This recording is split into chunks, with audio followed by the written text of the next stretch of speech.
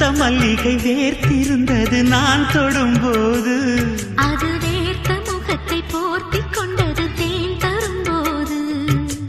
ஏந்தும் கைகளில் சாந்தம் கொள்வது உன் மனம்தானே, மனம் சாந்தம் கொண்டதும் சரசம் செய்வது உன் விரல்தானே.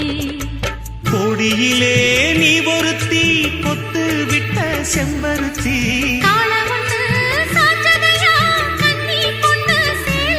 மானம் பாடி பாடி தினம் தேடி தேடி என்னை கூடி கொஞ்ச வந்த மானே.